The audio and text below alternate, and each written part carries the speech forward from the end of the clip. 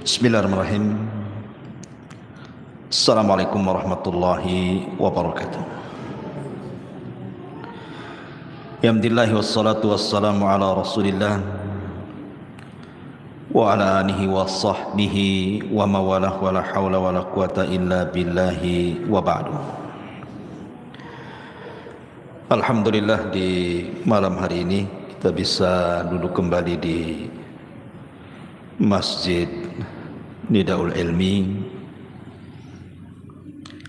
Puting Beliung.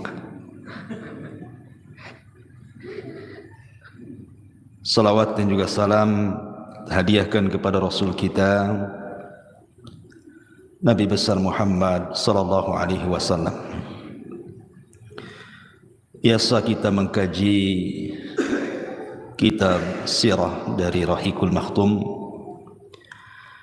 Khusus malam ini kita akan membahas tentang beberapa dosa yang dianggap remeh manusia, bahkan tidak disadari bahwa itu sebuah dosa. Dari ucapan-ucapan manusia yang sadar ataupun tidak terkadang terlontar. Dan ini banyak di masyarakat sehingga kita harus luruskan. Karena dosa lisan itu berbeda dengan dosa-dosa yang lainnya. Kata Nabi sallallahu alaihi wasallam, "Ma aktsaru ma yudkhilun nara al-fam wal farj." Dua lubang yang menjadikan kebanyakan orang masuk neraka itu adalah lisan dan kemaluan. Sampai-sampai dosa lisan ini Allah Subhanahu wa taala mengutus dua malaikatnya untuk mencatat. Allah Subhanahu wa taala berfirman, "Ma yalfidu min qaulin illa ladaihi raqibun atid."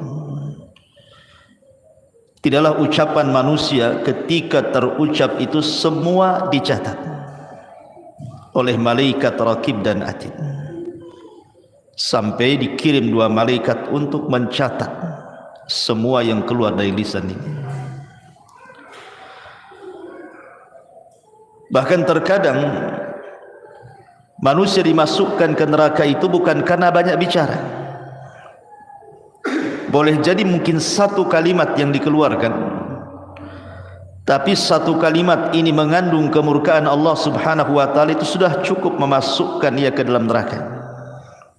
Sebagaimana hadis Nabi sallallahu alaihi wasallam, "Wa innal 'abda la yatakallamu bil kalimati min sukhtillahi la yulqi laha balan yahwi biha fi nari jahannam."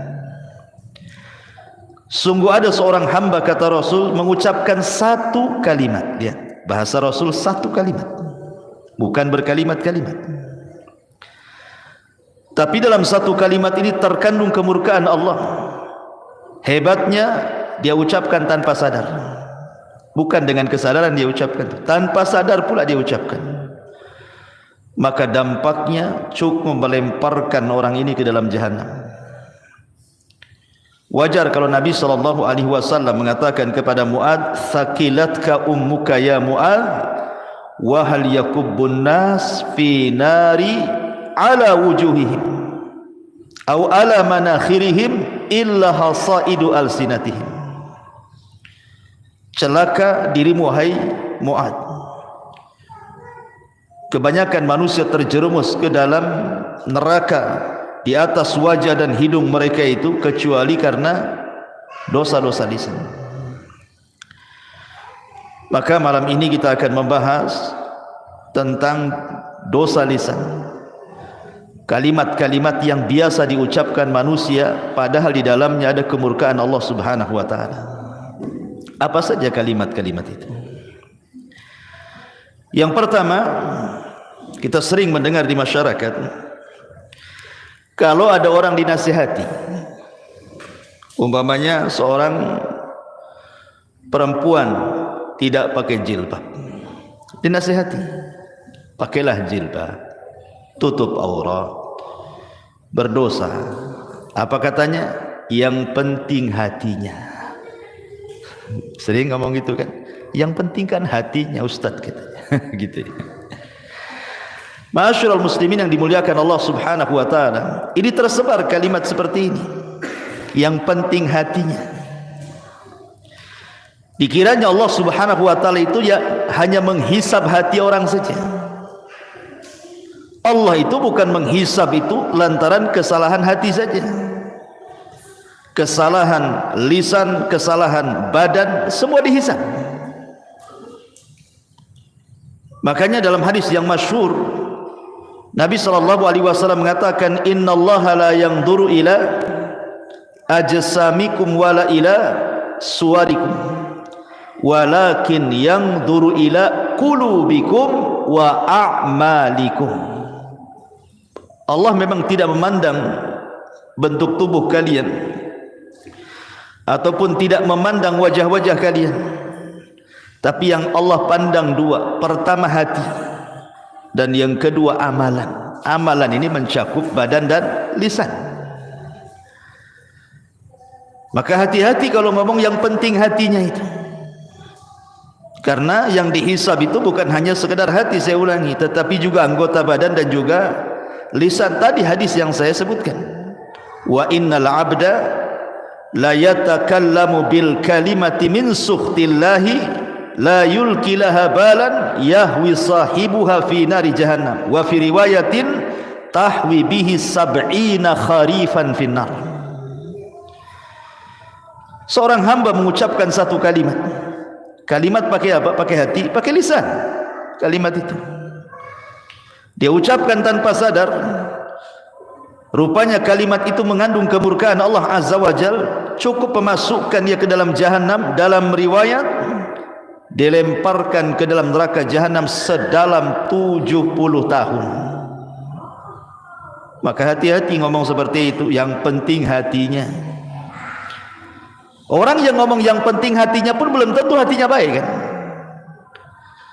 Kalimat yang penting hatinya, emang hati anda yang ngomong begitu bersih? Kalau hati anda bersih, pasti akan melaksanakan perintah dan menjauhi larangan. Kalau bersih hatinya.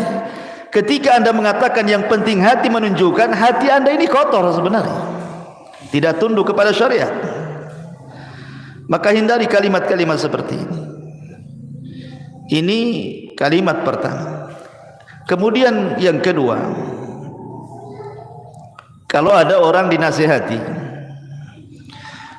umpamanya ini ya terbalik nih, wanita ini sudah berjilbab, panjang pula jilbabnya, pakai cadar, nikob, kaos kaki, kaos tangan gitu ya. Tetapi mungkin masih belum bisa meninggalkan perbuatan buruknya seperti ghibah, namimah, masih ada lah gitu.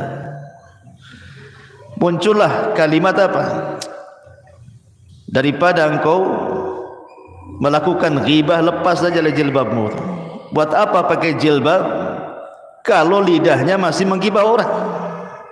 Aneh kamu ini, kadang-kadang lidahmu lebih panjang daripada jilbabmu. Copot sajalah katanya. Masa orang suruh nyopot jilbab gara-gara ghibah? Anda harus paham, wa ma tuqaddimu min khairin ya'lamhu Allah. Kebaikan apapun yang anda sodorkan kepada Allah, Allah pasti akan membalasnya, sekecil apapun. Sebagaimana sekecil apapun dosa yang anda lakukan pun Allah akan mencatatnya. Jadi enggak ada hubungan kait antara jilbab dengan ghibah. Jilbab itu berpahala, ghibah itu berdosa.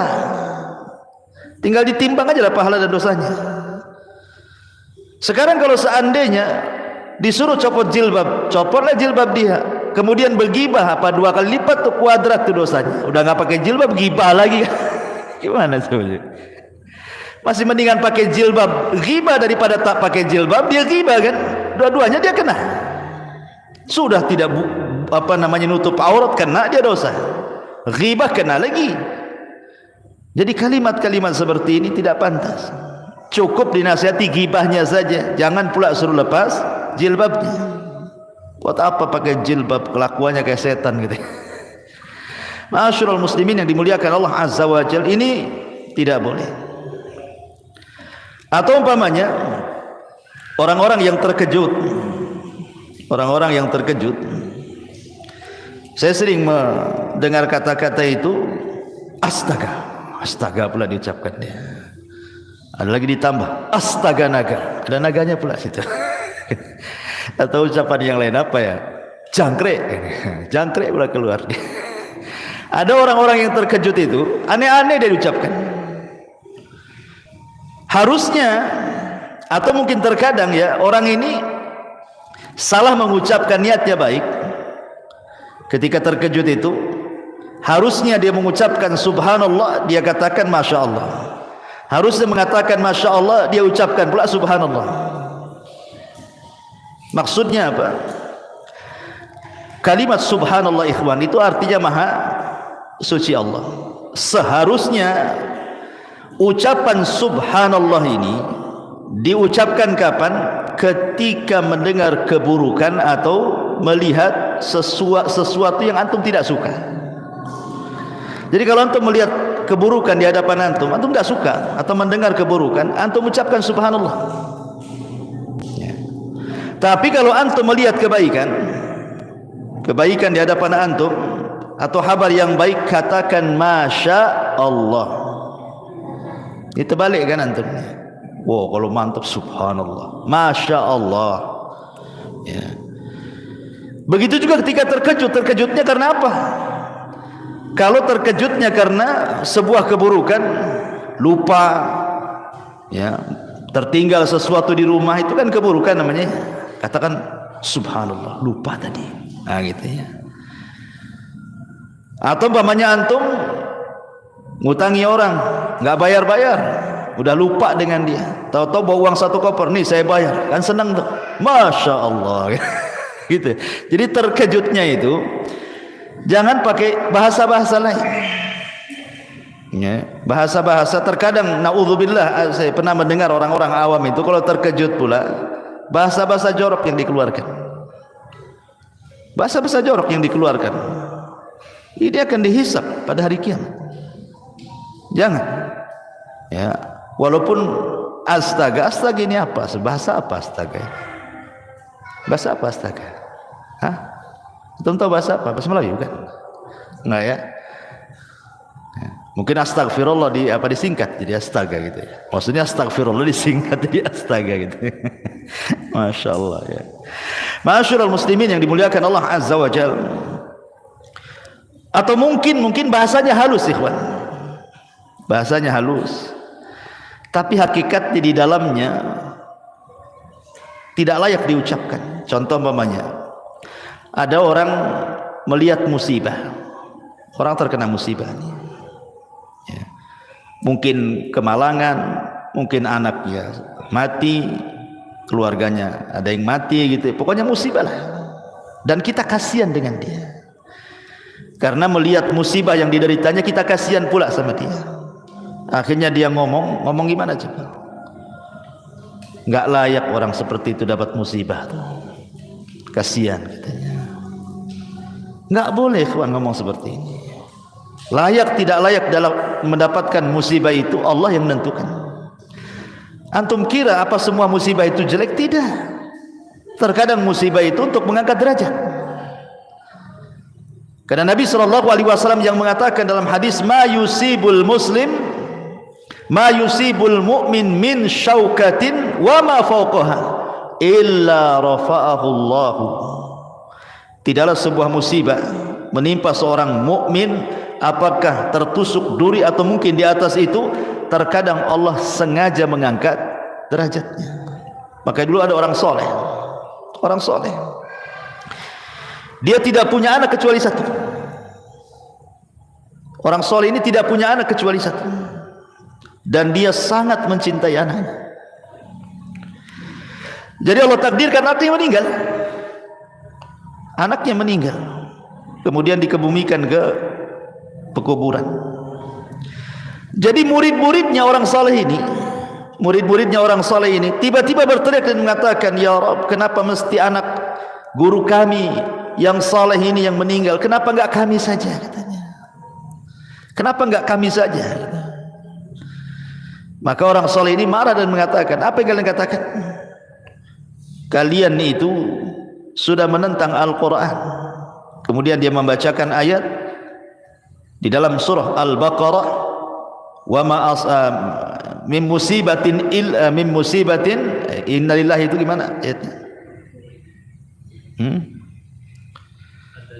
Alladzina idza asabahum musibatun qalu innalillahi wa inna ilaihi rajiun. Harusnya kalian mengucapkan innalillahi wa inna ilaihi rajiun, bukan mengucapkan seperti itu. Kenapa enggak aku saja? Kenapa mesti dia, kan? Kalimat seperti ini, ikhwan, ada kalimat halus, seolah-olah orang ini menuduh Allah Subhanahu wa taala apa? Zalim. Menuduh secara tidak langsung, mengatakan Allah zalim sama orang itu. Allah tidak zalim. Ketika Allah Subhanahu wa taala menimpakan musibahnya kepada seseorang, imma Allah sedang mengangkat derajatnya, atau imma Allah sedang menyadarkannya. Allah tegur dia supaya dia jangan terus bermaksiat, ditegur supaya sadar. Antum bilang kasihan, orang sedang diangkat derajat, antum bilang kasihan pula. Maka kalimat seperti itu tidak boleh. Atau mungkin sebaliknya, mungkin menurut mata kita orang itu tidak layaklah sukses, atau mungkin fisiknya cacat, tapi Allah Subhanahu wa taala bentang rizkinya, kaya dia, ya, usahanya masih bentang tikar aja, pokoknya berhasil. Tiba-tiba kita nyeletuk, masa orang kayak gitu kok bisa kaya, kata. Coba, masa orang kayak gitu? Nggak boleh. Karena Allah Subhanahu wa taala qasama akhlaqakum kama qasama arzaqakum. Allah itu sudah membagi akhlak kalian sebagaimana Allah membagi rizki-rizki kalian. Enggak boleh kita mengucapkan kalimat seperti itu. Karena langsung ataupun tidak, sadar ataupun tidak, Anda sudah menganggap Allah jahil.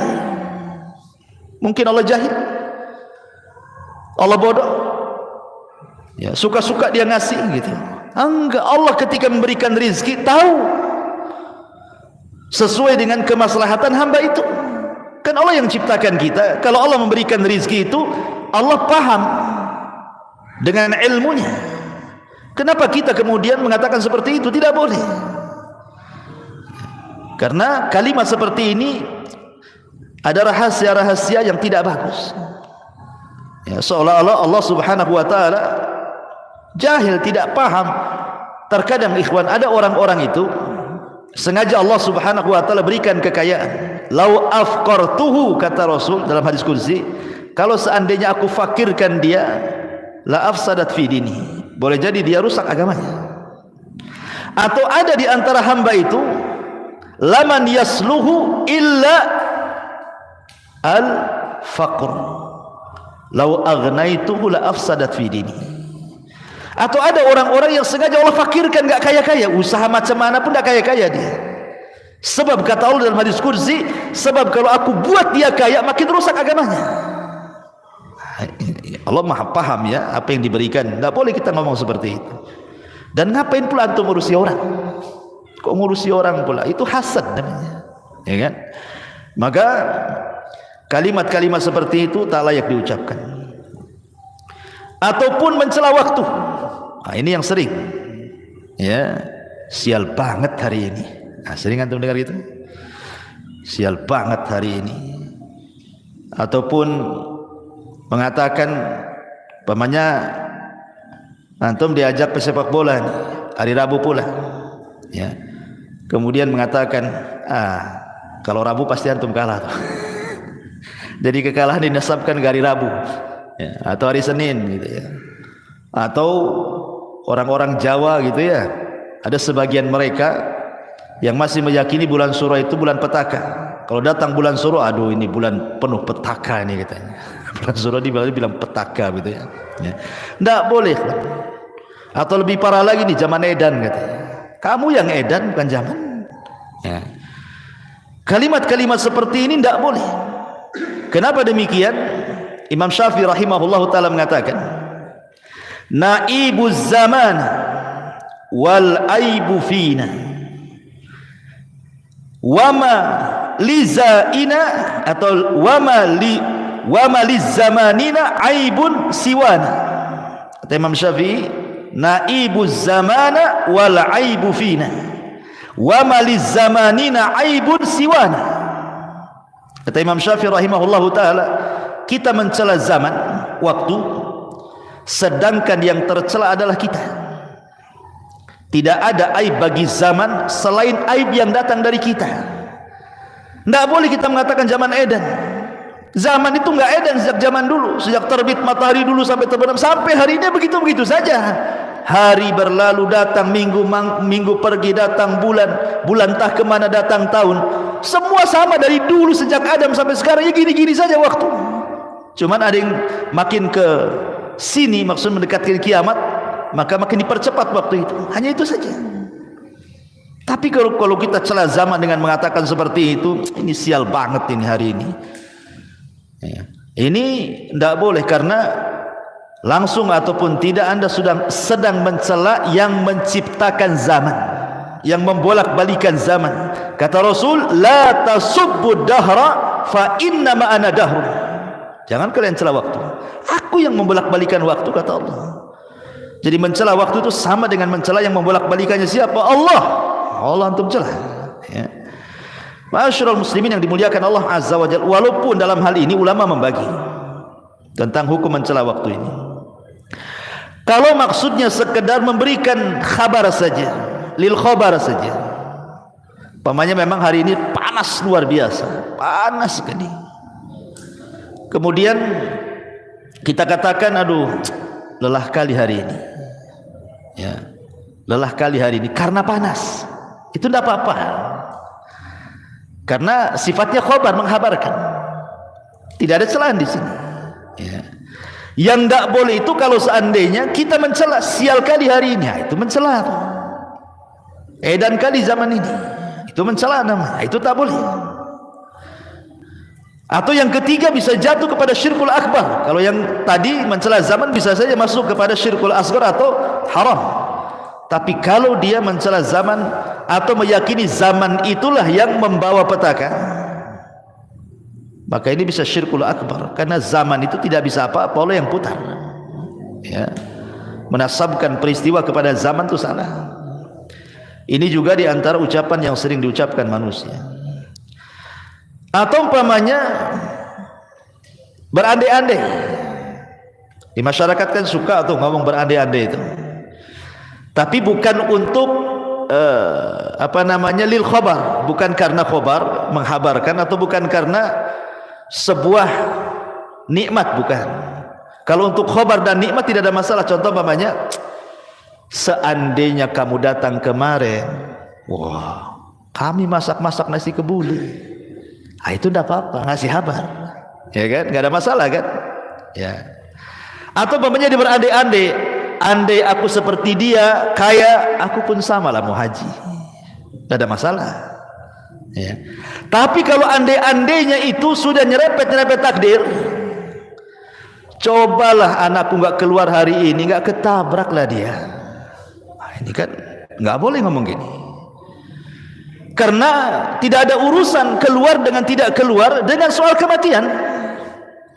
Karena kematian itu memang sudah antrian. Kalau sudah waktunya, la yastakhiruna sa'atan wa la yastaqdimun, pasti tepat waktunya, tidak mungkin mundur, tidak mungkin maju kan. Walaupun anak anda nggak keluar pasti mati, entah kepleset, entah apa di rumah kan.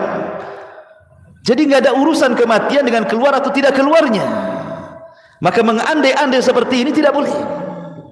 Atau juga yang tidak sadar kadang-kadang mengatakan umpamanya, kalau bukan karena dokter ini, anak saya mungkin lewat lah. Bayangkan, Allah tidak disisakan, Allah kemana? Kenapa mesti dokter itu yang seolah-olah mengobati anak? Gila, kemana Allah? Padahal Allah mengatakan, wa idza maridtu fahuwa yashfin. Kata Ibrahim, kalau aku sakit Allah yang menyembuhkan. Walaupun maksudnya sebenarnya dia yakin Allah yang menyembuhkan, lewat perantara dokter, tapi kata-katanya itu yang masalah itu syirkul asghar namanya, tidak boleh. Apalagi kalau diyakini dokter itu yang menyembuhkan, syirik besar lagi dia. Nah, ini kalimat andai-andai ini bahaya. Andai saya hendak ke sana, tentu nggak akan terjadi seperti ini. Coba saya tadi jalan pulang nggak lewat sini, nggak jatuhlah sini lubang. Nah, itu kan andai-andai kayak gini bahaya. Ya. Andai dulu aku tak nikah sama kamu, tapi nikah sama dia, udah sakinah mawaddah saya. Nggak boleh ngomong kayak gitu. Ya. Itu sudah takdir Allah Azza wa Jalla. Terima antum. Karena Nabi sallallahu alaihi wasallam yang mengatakan dalam hadis Nabi sallallahu alaihi wasallam, ihris ala ma yanfa'u wasta'in billah wala ta'jaz wa in asabaka syai'un fala taqul law fa'altu kadza lakana kadza fa inna law taftahu amal syaitan. Kata Nabi SAW, semangatlah untuk mencari yang manfaat untuk kamu, tambatkan pertolongan kepada Allah, jangan lemah. Tapi kalau menimpa musibah kepadamu, jangan berandai-andai dengan mengatakan lau seandainya, andai kata, bila mana, ya kurang lebih itu kalimat-kalimat seperti itu. Kalau aku tidak melakukan andai kata aku tidak begini, tentu tidak begitu. Andai kata aku begini, tentu begitu. Nah, itu tidak bisa. Karena andai-andai ini adalah pintu daripada pintu setan. Lalu apa yang harus diucapkan? Walakin kul qaddarallah wa masya'a fa'al. Katakan takdir Allah semua. Nah, ini menyangkut takdir masalahnya. Sudah katakanlah ini sudah qadar Allah, selesai. Tenang. Sebab kalau kita sandarkan semua kepada takdir, hilang kesedihan di dada. Tapi kalau dikaitkan dengan andai-andai, makin sakit hati. Andai anak saya nggak keluar, nggak mati, udah sakit lah dia, nggak berhenti tuh nangis sampai berapa hari itu. Tapi kalau antum katakan semua sudah takdir, selesai dadan, lapang semua. Oh, anak saya mati sudah ditakdirkan 500 tahun sebelum Allah menciptakan langit dan bumi. Selesai. Ya kan? Jadi kalimat-kalimat seperti ini hati-hati. Andai-andai ini, ya. Atau mencela penyakit. Mencela penyakit. Aduh, sial kali penyakit ini, lama kali sembuh. Kan itu kan ada tuh orang kayak gitu. Ya. Saking lamanya sembuh penyakit, dicela-celanya penyakit itu. Di zaman Rasul ada seorang wanita namanya Ummu Sa'id. Ummu Sa'id. Sakit kepala, diikat kepalanya. Karena zaman itu belum ada Paramek. Sekarang sakit kepala minum Paramek, Bodrek atau apa gitu. Diikat zaman dulu tuh. Jadi Nabi SAW heran, malaka ya Ummu Sa'id, ada apa ikat-ikat itu kepalamu itu, kata Rasul itu, kata Sa'id, al-humma la barakatallah fiha, katanya. Ya Rasul, semoga tidak diberkahi penyakit demam ini, katanya. Dicelah. Kata Rasulullah, la tasubbil humma, jangan kau celah penyakit wahai Ummu Sa'id. Terkadang penyakit itu apa? Yadhabul khotoya, bisa menghilangkan kesalahan. Demam itu bisa menghilangkan kesalahan kita. Ya. Jangan mencela penyakit, sabar. Ya. Ma'asyiral muslimin yang dimuliakan Allah Azza wa Jalla. Atau mungkin ada kalimat-kalimat yang tidak beradab, ikhwan. Tidak beradab kepada Allah Subhanahu wa taala. Dengan menyingkat-nyingkat nama-nama Allah atau mengganti-ganti dengan nama Allah. Contoh namanya, ada orang namanya Abdurrahman. Dipanggilnya Maman. Man kemana man? La ilaha illallah. Coba. Ada nama Allah Maman namanya atau Man? Tidak ada. Panggil ya Abdurrahman dan bilang Maman. Waktu saya di mana itu? Namanya Ulek. Saya kira ulekan. Ulek. Rupanya di KTP Abdullah. Kok Abdullah jadi Ulek itu gimana ceritanya? Orang panggil Pak Ulek katanya. Kok nama itu aneh Pak Ulek katanya. Bukan Pak Ulek Ustaz. Nih KTP saya Abdullah pula. Kok bisa dari Abdullah jadi Ulek tuh? Gimana ceritanya tuh? Nah boleh, kalau nama Abdullah itu khairul asma, ikhwan. Sebaik-baik nama Abdullah dan Abdurrahman. Sebaik-baik nama loh. Bisa diganti. Jangan lagi itu disingkat aja, enggak boleh. Namanya Abdul Qadir, Abdul Qa, enggak boleh. Teruskan Qadir. Kok Abdul Qa pula? Namanya Abdul Qadir. Ini tidak beradab kepada Allah namanya. Nama bagus-bagus dikasih orang tuanya, antum pula panggil jelek-jelek gitu. Ya. Abdurrahim jadi Mimin katanya. Kok jadi Mimin pula Abdurrahim itu? Jadi tidak boleh, kadang-kadang orang itu tidak beradab kepada Allah, tidak boleh kawan. Panggil sesuai dengan namanya. Abdullah, ya Abdullah, ya Abdurrahman, ya Abdurrahim, ya Abdul Ghafur. Begitu. Ya. Jangan Abdul Ghafur pur. Repot. Ghafur. Jangan bilang fur, jangankan soal yang seperti ini. Yang lebih kecil daripada itu di zaman Rasul itu ada namanya Hani ibn Kindi. Namanya Hani, sahabat ini. Tapi banyak kaumnya itu kalau ada masalah datang kepada dia dan minta diselesaikan masalahnya. Dan kepiawaian dia mampu pula dia mendamaikan orang bermasalah itu. Jadi kabilahnya kalau ada masalah mesti datang ke dia, dan selalu berdamai. Jadi orang-orang kabilah itu menyebutnya ya Abul Hakam. Namanya Hani ibn Kindi, tapi disebut ya Abul Hakam. Ingat Rasul mengatakan apa? Innallaha huwal hakam wa ilaihil hukm. Allah lah hakam, semua hukum kembali kepada dia. Abul Hakam itu bapak pemutus masalah. Hakam itu artinya. Maka suatu ketika berjumpa dengan Rasulullah, bercerita oleh dia, Rasul, kaumku apabila berselisih mereka datang kepadaku, aku pun berhukum dan mereka pun ridha dua-duanya. Maka orang-orang menyebutnya Abul Hakam. Kata Rasul, apakah kamu punya anak? Ya, punya anak. Berapa? 3. Laki-laki, semua laki-laki. Siapa namanya? Pertama Syureh, yang kedua Muslim, yang ketiga Abdullah. Kata Rasul, anta Abu Syureh, bukan Abul Hakam. Diganti sama Nabi. Karena hakam tidak boleh. Hakam itu milik Allah. Ya. Masyarul muslimin yang dimuliakan Allah Azza wa Jalla. Intinya bahwa tolong beradab, berakhlak kepada Allah. Kalau panggil-panggil nama itu jangan asal panggil. Apalagi itu nama baik, nama yang menyangkut nama-nama Allah Subhanahu wa taala. Atau ucapan sebagian dokter, ucapan sebagian terapis kesehatan. Hati-hati Pak Edi, ini suka ngobati orang nih. Ini kalau gimana dok, pasien dok? Ya kami ini hanya berusaha, sisanya diberikan sama Allah katanya. Coba Allah kasih sisa pula pada sisanya kepada Allah. Dari awal sampai akhir Allah yang nyembuhkan, nggak ada sisa-sisa.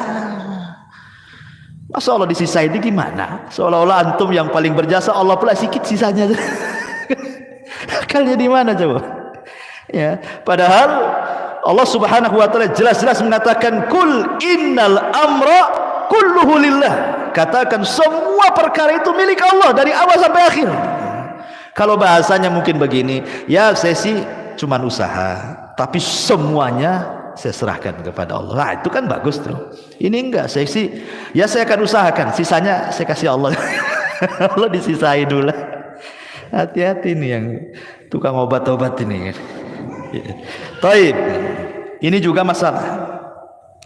Kemudian juga yang banyak di masyarakat itu menyangkutkan masyiah kepada takdir. Ya, sya'atil aqdar bahasa Arabnya. Mungkin bahasa kitanya ya. Ya semua atas kehendak takdir. Semua atas kehendak takdir. Ya kalau takdir berkehendak ya jadilah katanya. Takdir ini makhluk Allah. Masa antum kemudian meletakkan masyiah kepada makhluk? Lanjutkan kata-katanya, semua atas takdir Allah. Allahnya jangan tinggal. Jangan dinasabkan kepada takdir saja. Jadi harus dipahami di sini, takdir kan makhluk Allah. Allah yang kemudian memerintahkan untuk mencatat, dicatat di Lauhil Mahfuz. Lauhil Mahfuz makhluk Allah. Kecuali Al-Quran itu kalamullah, tapi catatannya seperti di mushaf ya itu makhluk kan gitu ya, kertasnya makhluk, tapi kalam yang dicatatnya kalamullah. Ya. Jadi ini dan takdir ini kan sifatnya maknawi, ikhwan, bukan sifatnya hissi bisa diraba. Takdir itu kan maknawi, tidak bisa diraba. Bagaimana kemudian seseorang hanya meletakkan masyiah kepada takdir gitu? Jangan. Bilang semua atas kehendak Allah. Itu lebih tepat lagi. Ya, taib. Kemudian juga terkadang ada orang yang kadang-kadang marah sama orang, mungkin benci sama orang itu. Akhirnya dia mengucapkan kalimat seperti ini, saya haramkan dia ke rumah saya, katanya. Saya haramkan dia ke rumah saya. Haram saya bagi dia itu. Enggak boleh. Halal haram itu milik Allah. Yang berhak mengatakan hadza halal, hadza haram itu Allah. Kita tidak punya hak mengharam-haramkan orang. Allah tidak mengharamkan orang masuk rumah antum kan gitu. Kecuali kalau seandainya ada orang yang melakukan maksiat, kita katakan haram alaika, haram. Apa ini? Itu benar, mengharamkan yang Allah haramkan kan. Tapi antum mengatakan haram dia menginjak rumah saya, lah antum mengharamkan sesuatu. Nabi saja ketika mengharamkan madu gara-gara kecemburuan Aisyah dengan Hafsah, akhirnya turun ayat, ya ayyuhan nabi lima tuharrimu ma ahallallahu lak tabtagi mardata azwajik. Hei Nabi, kenapa kau haramkan yang Allah halalkan, hanya mencari keridhaan istrimu? Tidak boleh. Ya. Jadi urusan halal haram itu urusan Allah. Bahasanya pakai jangan bahasa haram lah gitu. Saya tidak suka dia datang ke rumah, kan enak gitu ngomong gitu. Saya haramkan dia ke rumah saya. Dia pula yang mengharamkan gitu. Ya. Masyaallah muslimin yang dimuliakan Allah Azza wa Jalla. Atau umpamanya, saya juga sering mendengar kalau ada anak itu nakal kali, apa kata orang? Dasar anak setan gitu. Ya kan, ada kan orang begitu ya. Oh, dasar anak iblis itu gitu. Ya Allah ya Rabb, enggak boleh kayak gitu. Allah mengatakan a antum tazra'unahu am nahnu zari'un. Allah mengatakan a antum tazra'una, kamukah yang menumbuhkan anak itu ataukah Allah Subhanahu wa taala yang menumbuhkannya? Allah yang menciptakan dia dari anak orang, antum bila anak setan. Nabi SAW pernah mengatakan begini, la taqul ta'isha syaitan, fa innaka idza qulta dzalika ta'azam hatta yakuna misla al-bait wa yaqul bi quwwati walakin kul bismillah fa innaka idza qulta dzalik tasaghara hatta yakuna misla dzubab. Jangan kamu mengucapkan celaka setan. Celaka setan sama juga, karena anak itu celaka tidak anak setan. Ya, kurang lebih bahasanya itu. Jangan mengatakan celaka setan. Karena ketika kamu mengucapkan kalimat itu, maka setan akan merasa besar dirinya seperti seukuran rumah. Setan akan membanggakan dirinya, dia jatuh karena kekuatanku. Namun ucapkanlah bismillah, karena jika kamu mengucapkan kalimat itu, setan akan mengecil hingga seperti lalat, kata Rasul. Ya. Jadi ingat, jangan sembarang orang mengatakan anak setan, anak iblis gitu ya. Tak boleh. Itu anak orang itu. Bapaknya tahu marahlah. Ini anak saya, bukan anak setan. Bisa marah tuh. Ya, ini kalimat-kalimat seperti ini tidak boleh. Dan termasuk mencela, tidak boleh. Ya. Ataupun mamanya seseorang membanggakan dirinya, aku lebih baik dari dia lah katanya. Nah, itu sering terjadi tuh. Antar kita aja gitu. Aku lebih bisa daripada dia, lebih hebat, lebih bisa, lebih semuanya. Itu ananiyah namanya. Ini ucapan yang pertama kali ngucap kalimat ini iblis. Ana khairun minhu, khalaqtani minar wa khalaqtahu min tin. Aku lebih baik dari Adam. Kau ciptakan aku dari api, kau ciptakan dari tanah. Anania, kalau sudah aku ini hati-hati. Ya, ya, anak khairum min, aku lebih baik dari dia. Kecuali kalau tidak menyebut dia, insyaallah kalau saya kerjakan saya lebih baik lah. Tapi saya enggak menyombongkan dengan orang kan. Kalau hanya ngomong begitu saya enggak ada masalah. Kemudian juga melakobi orang dengan lakob-lakob binatang. Itu si babi ya. Kan ada, saya pernah dengar, si anjing, si babi, si goblok, si kerbau, si dungu, wah macam-macam di masyarakat ini. Tidak boleh melakobi orang seperti itu. Manusia itu diciptakan laqad khalaqnal insana fi ahsani taqwim. Kok antum pula panggil dengan bahasa binatang?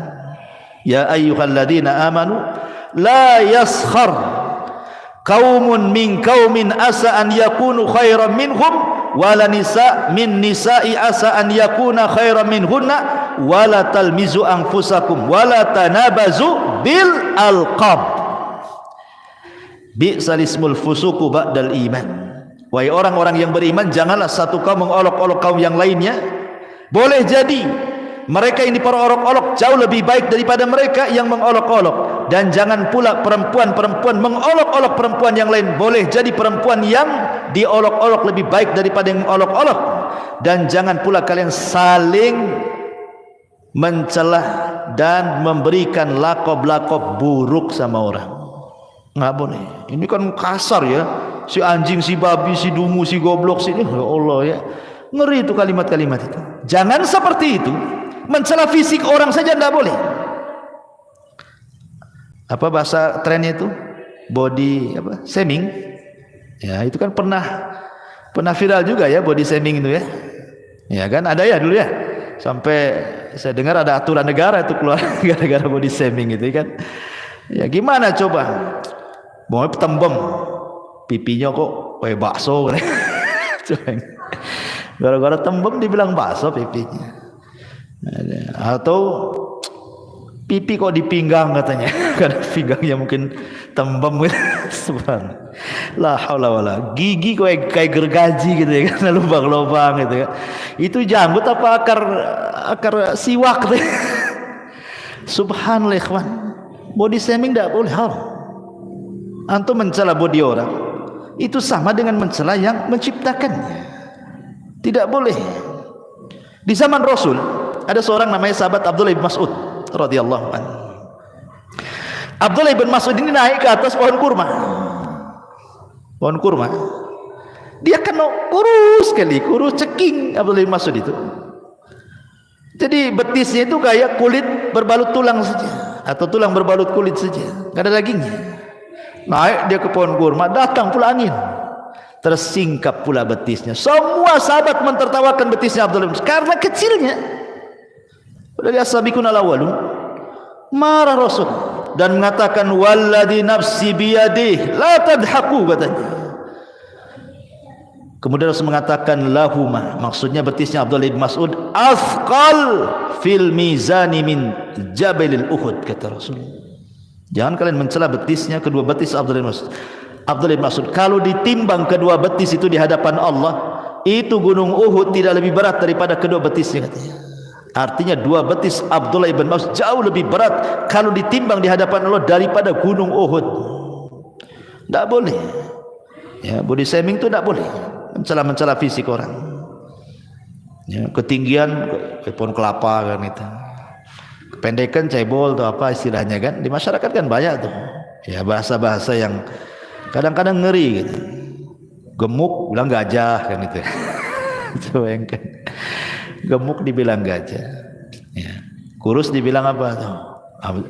Apa istilahnya kurus tuh? Ceking kan itu.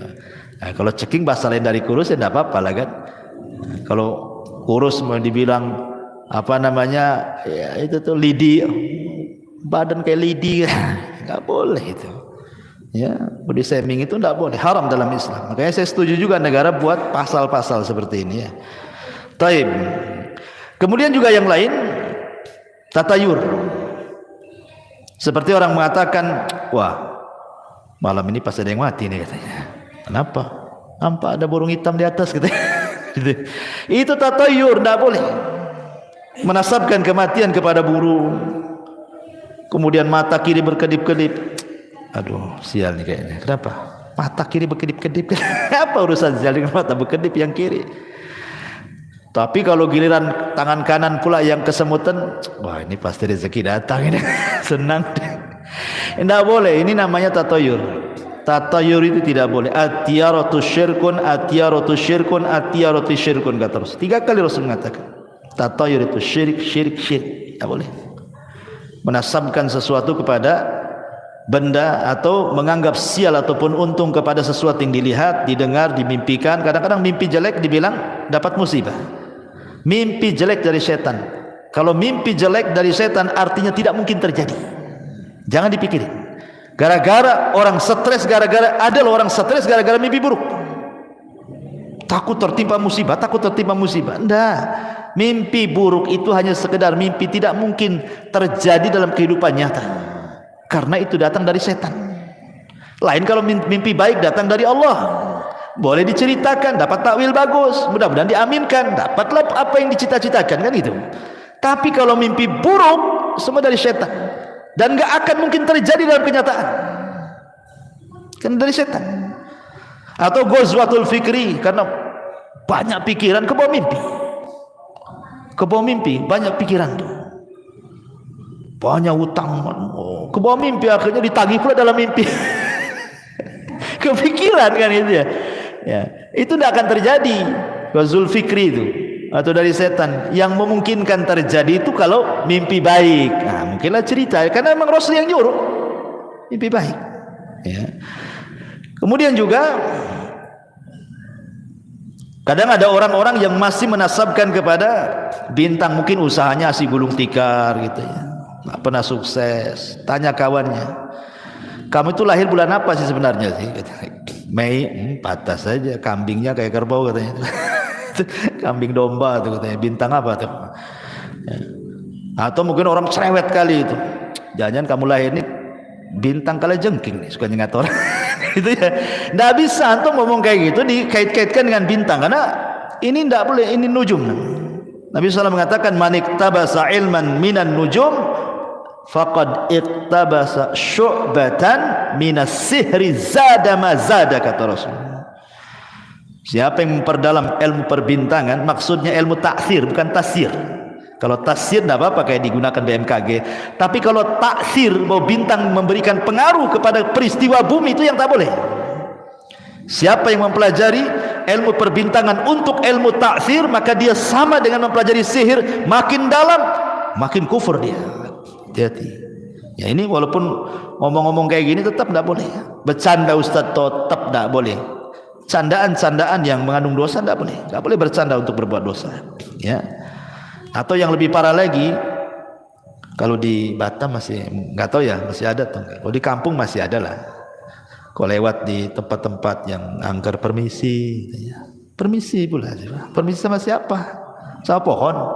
Sekali pohonnya ngomong, ya apa nggak susah orang itu. Pohonnya ngomong, ya katanya, apa nggak stres itu? Ya, nggak boleh kalimat seperti itu, permisi. Kadang ada juga yang nanya sama saya. Kadang-kadang nggak pakai permisi Ustaz kalau naik motor itu, pakai klakson, tit katanya, pakai klakson. Coba kalau jinnya lagi tidur antum klakson, tak nggak bangun dia. Nggak boleh, kawan. Ya. Kalimat-kalimat seperti ini nggak boleh, karena disebutkan dalam sebuah hadis dari Khawlah bintu Hakim radhiyallahu an. Jadi dia pernah mendengar Nabi mengatakan, man nazala manzilan thumma qala a'udzu bikalimatillahi tammati min syarri ma khalaq. Apa kata Rasul? Lam yadurru syai'un hatta yartahil min manzilihi dzalik. Barang siapa yang singgah atau lewat di sebuah tempat yang menakutkan, maka ucapkan apa? A'udzu bikalimatillahi tammati min syarri ma khalaq. Cukup kalimat ini yang diucapkan, maka tidak ada yang memadaratkan kamu sampai kau pergi dari tempat itu. Islam sudah memberikan, ngapain antum permisi-permisi? Permisi ini memang sebuah kesopanan bagi manusia. Misi Pak, sopan, bagus. Tapi kalau diberikan sama jin itu enggak boleh sopan-sopan sama mereka. Permisi, oh makin senang iblisnya. Ya. Jadi enggak boleh. Bahkan kalau seandainya antum baru beli rumah itu lama nggak ditempati. Abdullah ibn Umar radhiyallahu an mengatakan, idza dakhala al-baita ghairal maskuni falyakul assalamu alaina wa ala ibadillahi salihin. Apa kata Rasul? Apa kata Abdullah ibn Umar? Jika seseorang masuk di rumah yang tidak berpenghuni, sudah lama ini nggak ditempati, antum pulang kampung banyak lama nggak ditempati, itu 2-3 bulan di kampung baru datang kan rumah lama nggak ditempati, maka ucapkan assalamu alaina wa ala ibadi as-salihin. Salam bagi diri kami dan salam bagi hamba-hamba Allah yang saleh. Maksudnya Boleh jadi ada jin-jin muslim dalam rumah kita ini yang menjawab salam. Jin-jin muslim, dan jin muslim gak akan mengganggu kita. Yang tukang iseng ganggu kita itu jin fasik gitu. Ya kadang-kadang buat suara gitu kan. Senggolnya kaleng konggon jugreng malam-malam tuh. Takutlah orang kan.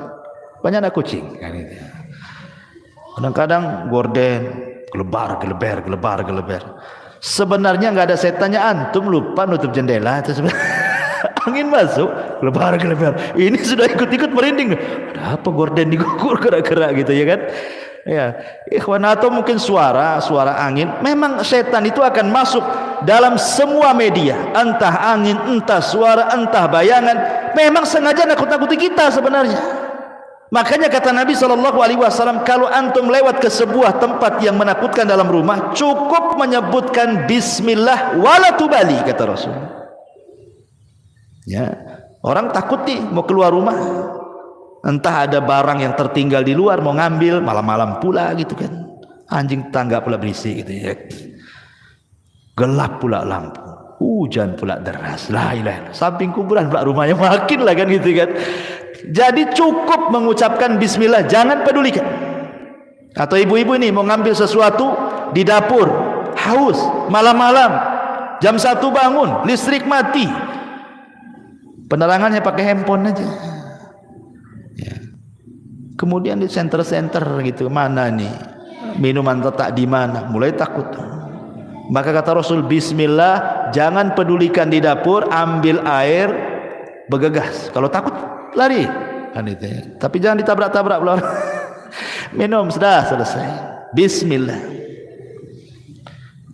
Takut kepada setan tidak syirik, karena setan itu musuh kepada kita. Sama dengan kita takut sama orang jahat, tidak syirik. Ya, ada orang ngancam kita, saya bunuh kamu, wajar kita takut. Ya, takut sama setan juga wajar, karena setan musuh kita. Yang tidak wajar itu kalau kemudian kita ladeni mereka. Browsing dia, setan takut sama bawang gantung katanya. Gantunglah semua bawang itu di pintu, sama garam disebarlah, habislah debu dapur. Ikhwan, sayang kan? Itu apa coba? Atau teriak-teriak, hei siapa di dapur? Sekali ada yang jawab, bapak antum gak stres kan itu. Jadi tidak boleh, nggak usah, kata Rasul, jangan dipedulikan, cukup baca basmalah saja. Beranikan. Karena hakikatnya mereka juga takut dengan kita, sebagaimana kita pun takut sama dia sebenarnya. Jadi kalau kita berani, mereka takut. Kalau kita takut, mereka pula yang berani. Nah, sekarang adu mental aja di situ tuh. Antum adu mental di situ. Kalau berani, mereka takut. Kalau kita takut, mereka pula berani ya. Tapi jangan pula uka-uka antum tes keberanian itu. Nah, yang kesurupan lah antum. Uka-uka di Barelang sana. Ya, banyaklah kesurupan. Ngapain pula antum ganggu sarang jin pula? Ya, bukan itu uji mental, uji nyali itu. Ma'asyiral muslimin yang dimuliakan Allah Azza wa Jalla. Kemudian juga ini kalimat-kalimat yang ya menurut saya sih ngeri sekali ya, kalimat-kalimat seperti ini kan. Sebaiknya jangan diucapkan ya. Izin kepada jin lewat permisi. Ya, maka itu dilarang dalam Islam, karena bagaimanapun bagi seorang yang muwahhid tidak pantas takut kepada setan. Takut itu hanya diberikan kepada Allah Subhanahu wa ta'ala ya. Kemudian juga kalimat sumpah, demi bapakku ya kan, demi ibuku tolonglah, tidak boleh. Bersumpah kepada selain Allah, apakah kepada ibu bapak kita, dilarang dalam Al-Quran. Allah mengatakan di dalam Al-Quranul Karim, ala innallaha, dalam sebuah hadis, dalam sebuah hadis yang dikeluarkan Bukhari dan Muslim, Nabi mengatakan, innallaha yanhakum an takhlifu bi abaikum, faman kana halifan falyakhlif billahi aw liyasmut. Kata Nabi, Allah melarang kalian untuk bersumpah kepada bapak moyang kalian atau kepada bapak-bapak kalian. Kalau hendak bersumpah, maka bersumpahlah kepada Allah. Demi Allah, jangan demi bapakku, demi ibuku, nggak boleh. Ustaz, demi cintaku padamu gimana? Ya. Kalau itu jadi sumpah, tidak boleh. Kalau itu maksudnya sumpah. Demi cinta kalau dimaksudkan sumpah tidak boleh. Syirik asghar tidak boleh. Karena Rasul mengatakan falyahlib billahi aw liyasmut. Bersumpah kepada Allah, kalau tidak bisa diam. Kalau tidak bisa diam. Ya. Ini juga hal-hal yang terkadang di masyarakat itu sering kita mendengarnya. Apalagi kawan ya, biasanya yang sering antum dengar apa lagi? Hah? Ada antum dengar istilah-istilah lagi di masyarakat. Ya. Ini yang saya catat aja ya. Lah kalau yang seperti ini aja terlarang. Apalagi lebih daripada ini. Mencela Allah, mencela Islam, mencela Al-Quran. Masyaallah muslimin yang dimuliakan Allah Azza wa Jalla. Kapan hari saya dengar YouTube itu ya. Ya. Jadi di YouTube itu ada orang yang mencela seolah-olah mungkin dia melihat ada kelakuan beberapa umat Islam. Kelakuan mungkin menurut pandangan dia tidak sesuai dengan syariat. Akhirnya dia mengatakan, kalau Islam kayak gitu lebih baik aku kafir katanya. Ini enggak boleh kawan kalimat ini. Masa mendoakan kekafiran seperti itu? Enggak boleh. Seolah-olah kemudian mengeneralisir semua orang kayak dia kan itu. Ya kalau memang dia saja salahkan. Jangan kalau Islam kayak dia enggak akan saya masuk Islam, saya kafir aja katanya. Sampai kemudian mengatakan sejak kapan Nabi Muhammad itu agamanya Islam tuh. Otak di mana otak jadi dengkul gini ya. Masyaallah muslimin yang dimuliakan Allah Azza wa Jalla. Kok bisa dia mengatakan seperti itu? Liberal. Pemahaman liberal dengan mengatakan mana sejak kapan Nabi Muhammad itu Muslim? Bukan liberal, maunya itu menyamakan semua agama kan begitu. Allah mengatakan faqulu syhadu bi anna muslimun. Faqulu syhadu bi anna muslimun. Katakan saya ini muslim, berserah diri itu artinya. Karena Islam itu artinya berserah diri. Ya. Dan makna Islam itu salah satunya apa? Bara'atu minasyirki wa ahli. Berlepas dari kesyirikan dan para pelakunya. Kalau semua agama sama, tidak sama. Karena di antara makna Islam itu adalah bara'atu minasyirki wa ahli. Berlepas dari kesyirikan dan para pelakunya. Sekarang Nasrani, di mata kita mereka musyrik. Karena menyatakan Isa itu Tuhan, menyekutukan kan. Yahudi kita katakan bukan hanya kafir juga gitu. Ada bau-bau musyrik yang mengatakan Uzair itu anak Allah. Allah mengatakan qul huwallahu ahad, Allahus samad. Lam yalid wa lam yulad wa lam yakul lahu kufuwan ahad. Allah yang mengatakan lam yalid wa lam yulad, dia pula yalid yulad. Gimana ceritanya? Ya. Jadi ini kalimat-kalimat bisa saja masuk ke munafikan, menghancurkan Islam dari dalam orang kayak gini. Ya. Itu loh yang kribo-kribo tuh. Ya, yang ngomong tuh ya. Ma'asyiral muslimin yang dimuliakan Allah Azza wa Jalla.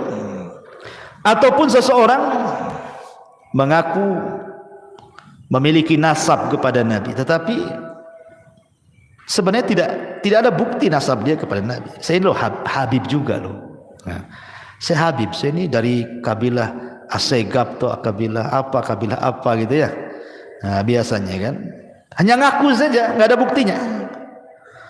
Maka Nabi SAW mengatakan manidda ila ghairi abi wa huwa ya'lam annahu ghaira abihi fal jannatu alaihi haram, kata Rasulullah. Barang siapa yang mengaku nasabnya kepada selain ayahnya padahal dia tahu dia bukan ayahnya, sorga bagi dia haram. Haram kan sorga, hati-hati. Jangankan itu, orang berdusta dalam mimpi, dia sebenarnya tidak pernah bermimpi, tapi dia berdusta, saya bermimpi begini, padahal nggak pernah bermimpi.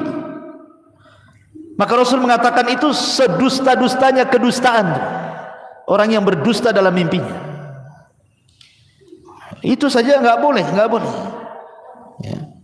Apalagi kemudian sampai berdusta atas nama Al-Quran, berdusta atas nama hadis dengan meriwayatkan hadis-hadis palsu. Ini bulan Rajab banyak nih, hati-hati nih. Bulan Rajab ini tidak ada ibadah khusus, tidak sholat malamnya, tidak puasa sunnahnya, tidak baca Qur'annya, tidak ada ibadah khusus. Walaupun semua ibadah diberikan pahala besar, maksudnya ibadah rutinitas yang kita lakukan, tapi kalau dikhususkan itu hadisnya kalau tidak maudhu, dhaif. Dhaif dan maudhu antara itu saja. Kata Syekhul Islam Ibn Taimiyah rahimahullahu taala.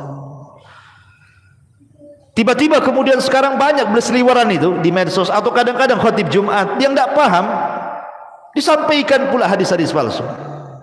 Kan bahaya, kawan.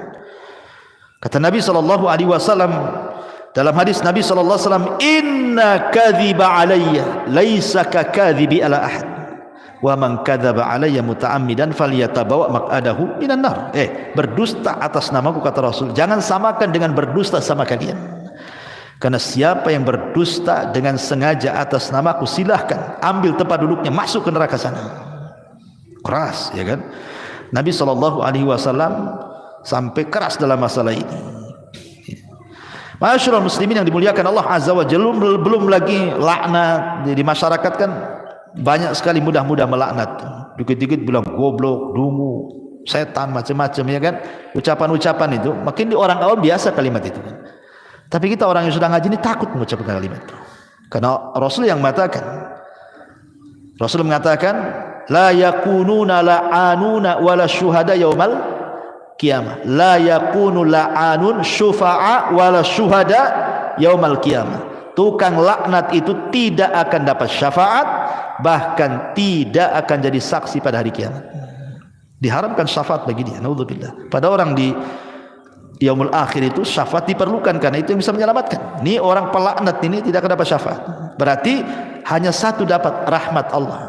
Dia kalau dapat rahmat, ya, dia bisa selamat. Kalau tidak, habislah dia kan itu.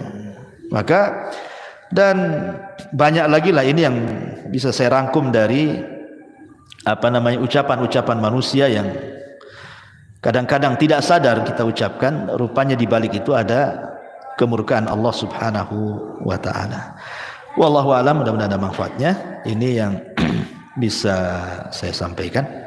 Subhanakallahumma bihamdika asyhadu an la ilaha illa anta astaghfiruka wa atubu ilaik. Allahu taala alam. Assalamualaikum warahmatullahi wabarakatuh.